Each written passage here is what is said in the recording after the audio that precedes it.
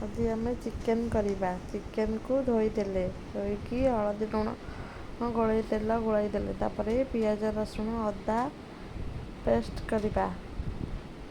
ଦେଖନ୍ତୁ, ପିଆଜ ରସୁଣ ଅଦା ଗୋଟା ଧନିଆ ଶୁଖିଲା ଲଙ୍କା ତାକୁ ଆମେ ପେଷ୍ଟ କରିବା।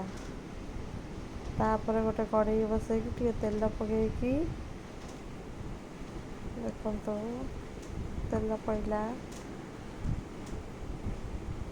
ତାପରେ ଆଳୁକୁ ପକେଇବା। ଟିକେ ଆଳୁକୁ ପକେଇକି ଆଳୁ ପକେଇଲେ ଟିକେ ଲୁଣ ପକେଇବା,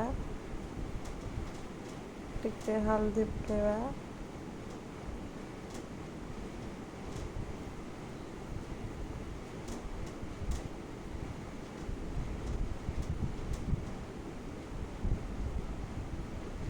ହଳଦୀ ପକେଇବା,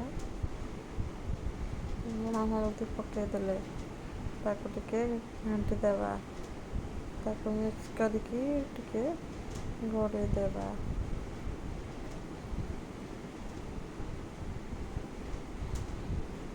ତାପରେ ଆମେ ଆଜି ପ୍ରେସରରେ ଚିକେନ୍ କରିବା। ପ୍ରେସର କୁକରରେ ତେଲ ପକେଇଲେ ତେଜପତ୍ର ପକେଇବା,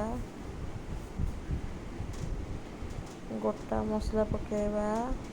ଗୋଟା ମସଲା ହେଲା ଗୁଜୁରାତି, ଡାଲଚିନି, ଗୋଲମରିଚ ଆଉ ଲବଙ୍ଗ ତାକୁ ପକେଇବା।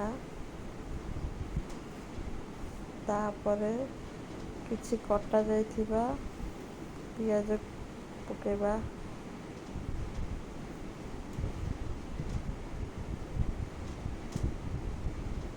ତାକୁ ହେଇଗଲା। ତାପରେ କିଛି କଟା ଯାଇଥିବା ପିଆଜକୁ ପକେଇବା। ପିଆଜ ଟିକେ ପକେଇକି ପିଆଜକୁ ଟିକେ ଜାରିବା। ପିଆଜକୁ ଟିକେ ଜାରିବା।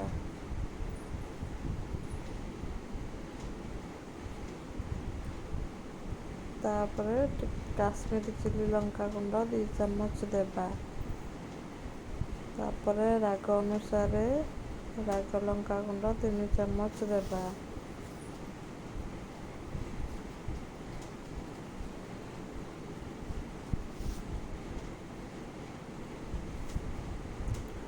ତାପରେ ହଳଦୀ ଗୁଣ୍ଡ 2 ଚାମଚ ଦେବା।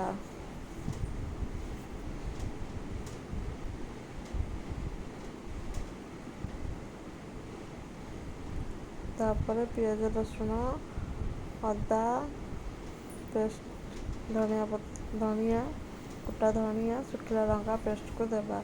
ତାକୁ ଟିକେ ଘାଣ୍ଟି ଦେବା।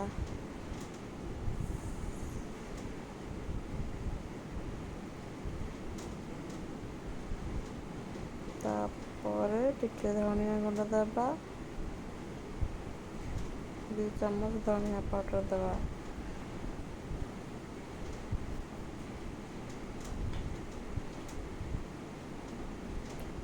ଟିକେ ଗରମ ମସଲା ଦେବା। ଆମେ ଘରେ ପ୍ରସ୍ତୁତ କରିଥିବା ଗରମ ମସଲାକୁ ଟିକେ ପକେଇଲେ। ତାପରେ ଟିକେ ଟମାଟୋ ପକେଇବା, ତାକୁ ଟିକେ ଜାରିଦେବା।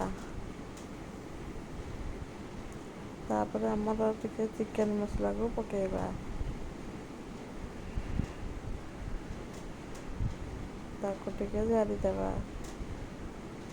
ତାପରେ ସ୍ୱାଦ ଅନୁସାରେ ଲୁଣ ପକେଇବା। ଲୁଣକୁ ଟିକେ ମିକ୍ସ କରିଦେବା। ତାପରେ ଆମର ମସଲା ହେଇଗଲା।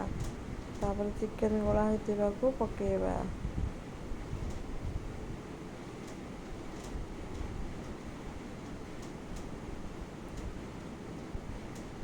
ତାପରେ ତାକୁ ଟିକେ ଦେବା।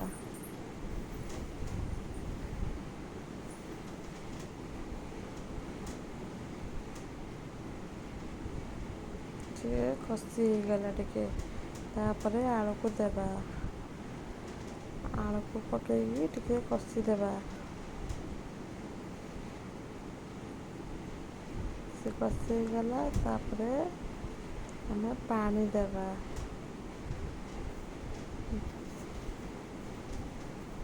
ଅଳ୍ପ ସମୟ କଷିକି ଆମେ ପାଣି ଦେଇଦେଲେ। ଯେହେତୁ ପ୍ରେସର୍ କୁକର୍ରେ କରିବା ତାକୁ ଟିକେ ଅଳ୍ପ ସମୟ ଘାଣ୍ଟିକି ପାଣି ଦେଇଦେବା।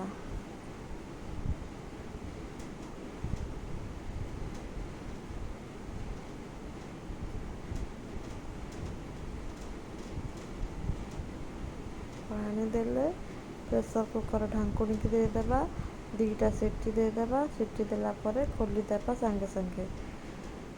ସିଟିକି ଖୋଲିକି ସାଙ୍ଗେ ସାଙ୍ଗେ ଖୋଲିଦେବା। ଦେଖନ୍ତୁ ଆମର ତରକାରୀ ହେଇଯାଇଛି। ତାକୁ ଆଉ ଟିକେ ଫୁଟେଇ ଦେବା, ଭଲସେ ଟିକେ ଫୁଟିବ। ଆଳୁଟା ଆମେ ଦେଖୁଛୁ ହେଇଛି କି ନାହିଁ। ତାପରେ ଦେଖନ୍ତୁ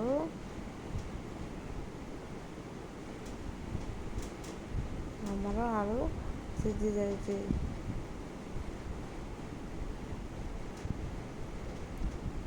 ଆମେ ଆଉ ଟିକେ ଫୁଟେଇ ଦେବା।